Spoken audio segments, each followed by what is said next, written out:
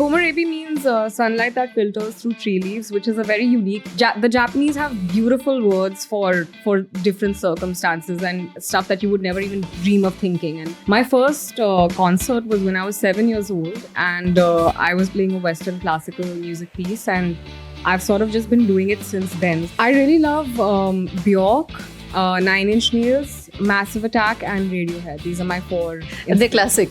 I do think it's sort of our responsibility as artists to introduce people to a better way of thinking.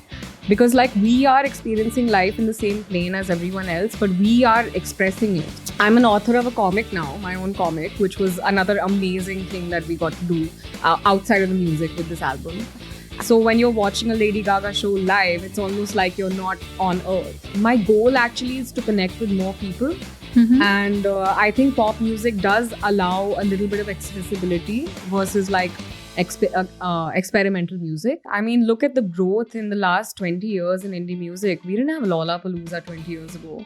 And I think more and more people are paying attention and listening, and our audiences are growing. Hi, this is Kiran Mandral. I'm back with another episode of Chasing Creativity, and today I have with me Tarana Marwa, who also goes by the moniker Komorebi.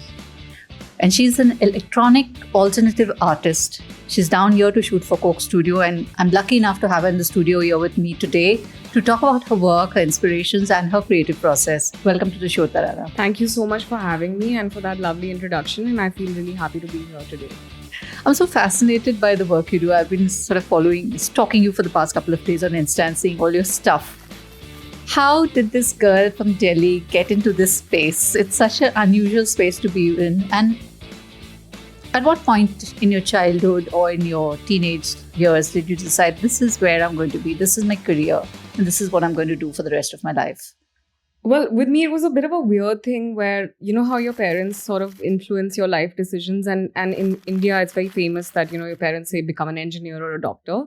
So in my life, my parents really wanted me to realize the dream of being an artist. So I actually got into this very early in my life. Interesting. And my first concert was when I was 7 years old, and I was playing a Western classical music piece, and I've sort of just been doing it since then. So it's been a really long time.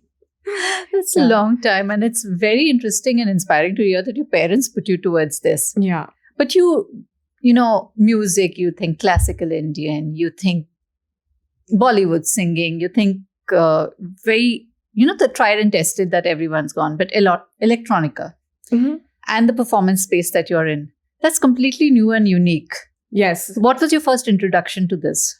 So I bought a laptop in college with my own money. It was like the first couple of times that, you know, I'd done a gig and I decided to save my money and purchase a laptop. Mm-hmm. And laptops have DAWs, which are digital audio workshops. You have like Logic Pro, Ableton, and things like that. And I used Logic Pro to make sort of like, I started making songs on my own at home in my bedroom. And I was like 18 at the time. And one of my friends actually suggested that I should release the music that I had put out in my laptop. And I was like very hesitant towards it. I said, no, this is not something I'm interested in. I'd rather do like, I wanted to do film scoring, not get into indie music. And then I went ahead with the idea because it was a good idea, and it just blew up. Sort of like it just became mercurially just rose and became a whole thing, and it was received very well. So then I just kept going from there. And I also listened to a lot of electronic music. So I think that's sort of where my journey as an electronic artist started. So who are your inspirations in this space? I really love Björk, Nine Inch Nails, Massive Attack, and Radiohead. These are my four. And they're classic. Yeah. These are all like classics, 90s electronica acts. Yeah. So back in the 90s, electronica wasn't really popular, so to speak. Yeah. And okay, that you love them. It is something that inspired you. What was your first introduction to it? I mean, in the sense that I can create this music, I can do this, I can make the same kind of music. I think every person, whether they're an artist or really doing any kind of job, they go through phases with artists that really inspire them. And I had a really long phase with Björk and Lady Gaga. And I used to love the fact that, you know, they would create a separate avatar for their performances. And I think that escapist and sort of fantastical element in what they were doing really inspired me, because I always wanted to get away from, I found real life very boring and I don't blame bland. you. Yeah, and I never felt in tune with where I was and what I was doing, and I wanted to do something slightly out of, out of the box and slightly larger than life. So that phase I had was with Bjork and Lady Gaga, where I was like, okay, I love this. No one is really doing it in our country, and I wanted to be someone who could maybe introduce audiences to something like that, here. So tell us about your name, Komorebi. It has a beautiful meaning in Japanese. I'll leave it to you to tell us what it is and why. What made you choose this name? Komorebi means sunlight that filters through tree leaves, which is a very unique. The Japanese have beautiful words for different circumstances and stuff that you would never even dream of thinking. And I found that entire phrase really beautiful. This was the same friend that told me to release my music, was the same person who found the word for me. Mm-hmm. And I decided to go with it. And I was always in love with Japanese culture, with anime, with their scoring for films. And I was always inspired by that. So I wanted it all to sort of like come together and become a part of one big thing. So that was how it happened. And you mentioned anime right now. Anime is like huge. I mean, even in your performances, in your alternate personas, you tend to draw on that. Yeah. So how do you build these personas? Do you sort of sit and plan them out? Do you get the costumes? I mean, how does it work? I'm very strange to this, so just take me as a dummy's guide through creating this. It's definitely something that requires planning and vision, but I would say that the artists that I look up to do it so effortlessly and have really paved a path in that sort of way. So that's where I wanted to build on my strengths and influences, because they always tell you to write what you know, and this is something that I was good at. Like, I was a gamer, I was into comics, I was into watching animated films. So for me, this was very like, it was close to home and it was something that I enjoyed. So I wanted to keep doing what I enjoyed and what I was good at and bring that into parts of my personality into my work. So that's sort of where I was like, okay, let's like bring these two worlds together. Tarana as a performer, Tarana as a stylist, Tarana as a musician. Let's put it all into one big thing and make it, an indie act. Lovely. Yeah. And you were always very sure that you're going to stay an indie act. And that's the space you wanted to be, or you did explore other options earlier? I knew I wanted to do music, and I wanted to do all things music, and I wanted to be a film scorer, and the indie stuff just happened by chance. Like, it happened by accident, actually. And then it did really well. And I started enjoying the other. It's like you have different parts of your brain are being employed in different parts of your music. So as a film scorer, as somebody who does ad film work, as a voiceover artist, as an indie artist, it's good to sort of have different parts of your brain that you can access and really like, exercise that part of your brain and bring the creativity onto paper and onto screen. So it's like I want to have different options for myself. Lovely. Yeah. Tell us about playing at Lola. Oh my God, Lola was the best gig of my life. It was it was really well organized. It was the most exciting gig because the acts I was opening for on day 2 are just magnificent. There was Anushka Shankar, Sting, Keen, and grown up listening to these artists, then finally played the same stage as them. So it was like a dream come true, a dream realized. And the amount of planning that went into our set, whether it was the costumes, the set design, the visuals. I had a string quartet playing with us live and training them, and then getting the band together and playing. It was like the best possible version of what I wanted to do happened that day. Like, it was a really, really exciting day for me. Yeah. When you play live, a lot of what you do feeds back from the audience, right? Yeah. Do you think the audiences here are ready to accept things that they are not familiar with? Are they ready to, to take experimentation, something that's they've not seen before? Or do you think they're resistant to something that they're unfamiliar with? I think the answer to that is really complex, because yes, now is the best time to possibly do something like this, because 10 years ago or 20 years ago, I don't think there was a landscape or any platform available for an artist to do anything out of the ordinary. Though you will find those pioneering artists who went against that and did their own thing regardless. And they're very brave, all the artists who did that. And they sort of paved a path for us to do that. But at the same time, yes, people are resistant to what's not familiar. But I've never been one to be afraid of what people think. And I also kind of believe like this is now going to a slightly more spiritual space and outside of the material space. I do think it's sort of our responsibility as artists to introduce people to a better way of thinking.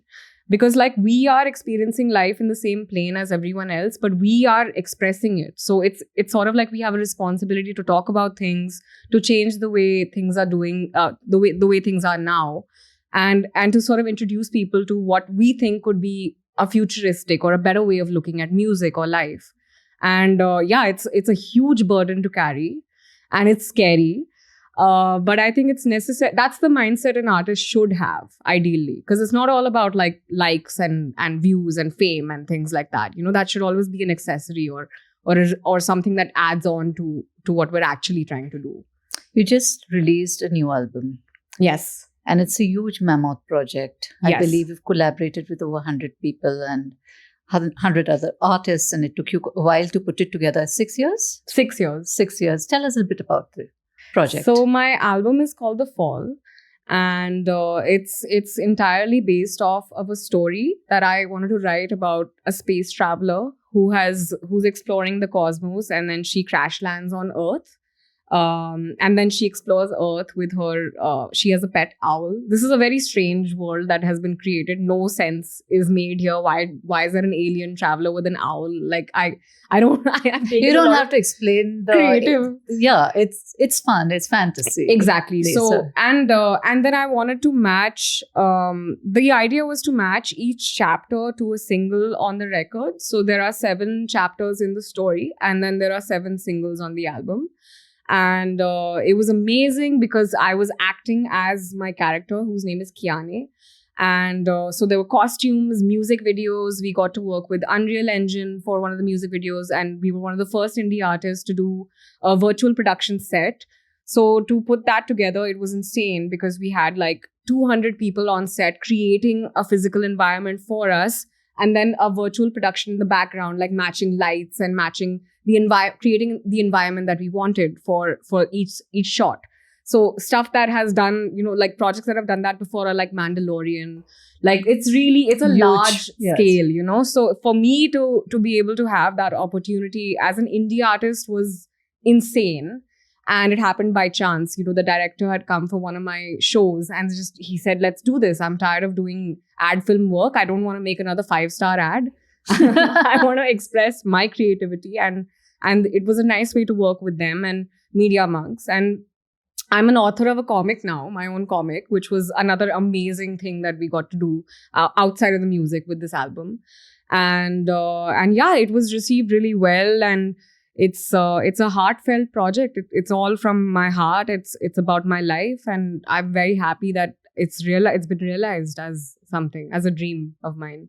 How did you create this project? What was your process like? It took you 6 years. Obviously, it's large scale. To put it together took you all this time. Yeah, But to create the initial draft from where you built it on. right. So, what were your inspirations for that? And how did you go about writing and building up this music, etc.?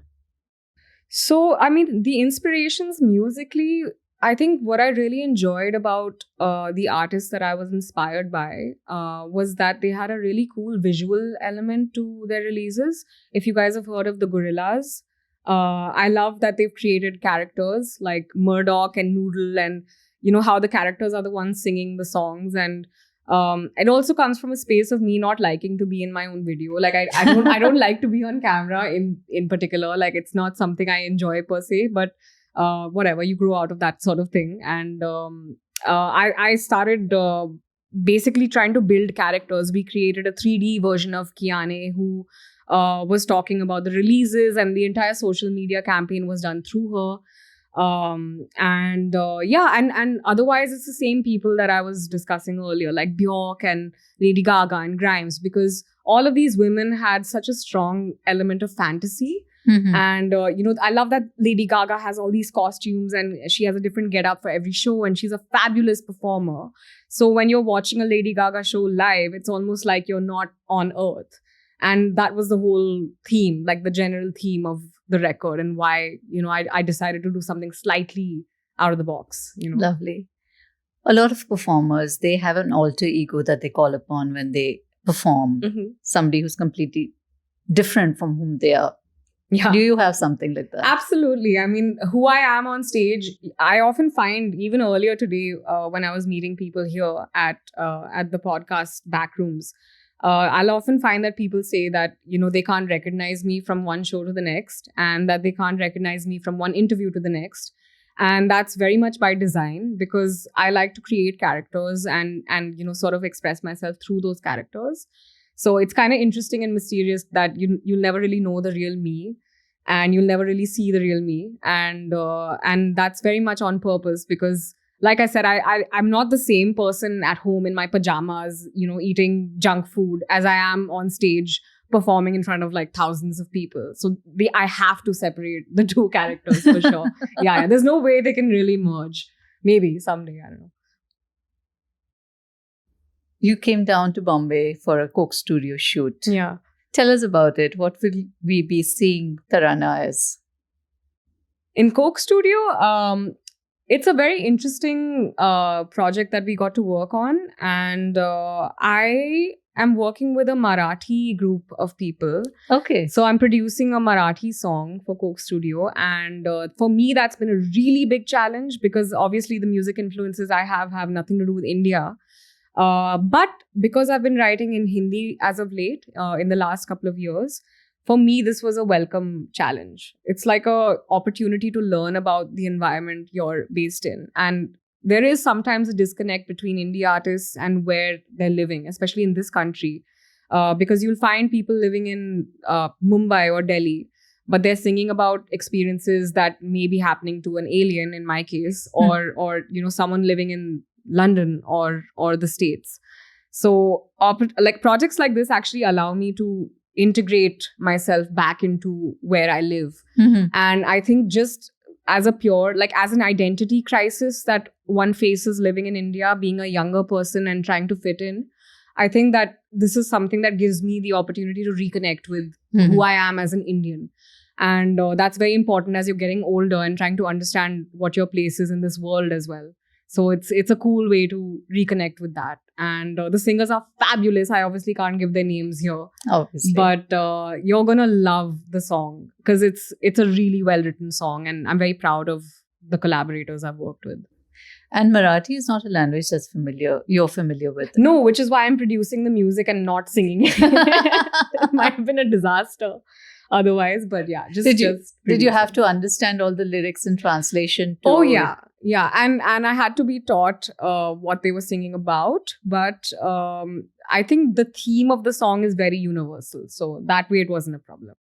If you had to bottle-hole your kind of music into a specific genre, what would you call it?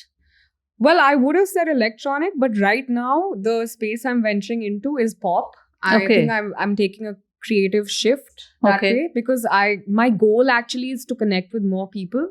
Mm-hmm. And I think pop music does allow a little bit of accessibility versus like experimental music. So I think the pop elements will allow me to connect with more people. And that's sort of a goal that I've had as of late. Like I really want more people to be able to come and listen and understand what it is we're trying to do. Okay. But I'll always be honest to whatever creative calls I want to make. So pop doesn't necessarily mean commercial. It just means popular. Mm-hmm. Internationally, you have these wonderful stages and the visual effects of the performances. I don't know. I've just recently been seeing Anima. Yeah. And that's like a next level altogether. Do you think we will see something like that here in India? Absolutely, you will. I mean, look at the growth in the last 20 years in indie music. We didn't have Lollapalooza 20 years ago. And I think more and more people are paying attention and listening. And our audiences are growing. I mean, it happens at a slower pace than we'd hoped for, but it's happening. Mm-hmm. And I think that impatience and arrogance also comes from youth, like we're all in our 20s. We want immediate results. And the thing is that things happen slowly, but they do happen.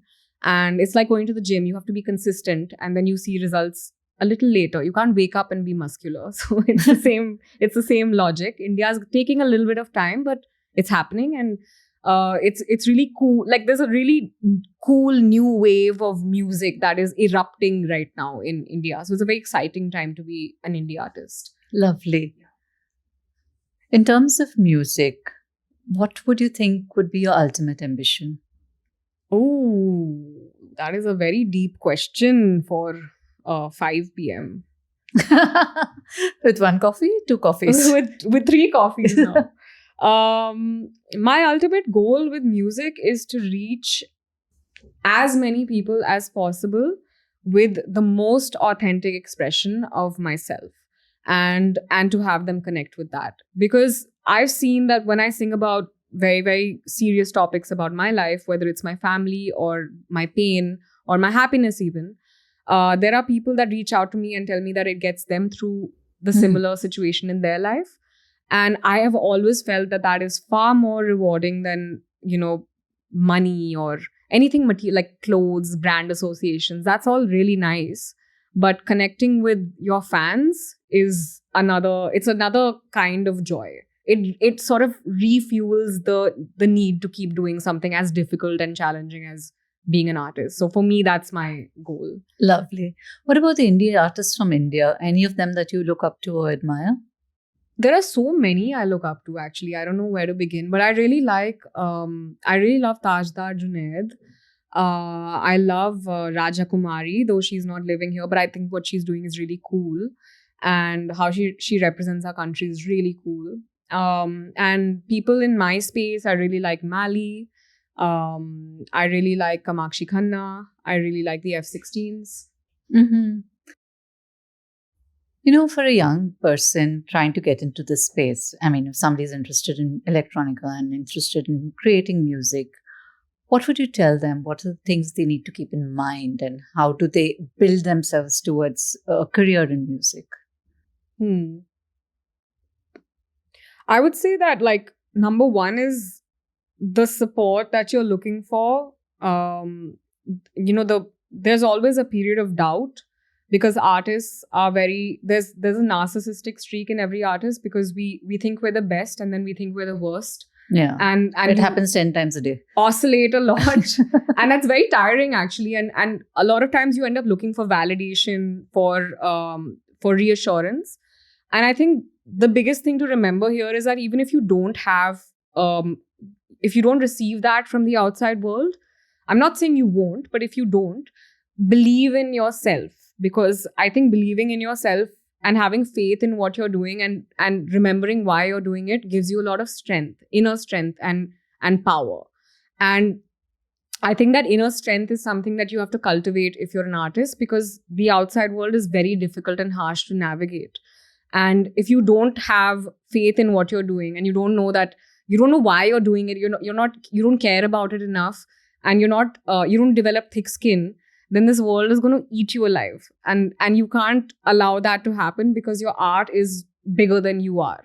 So you sort of have to step outside of your ego and remember that your art is like way bigger than you are as a whole. As an entity, your art is the biggest thing.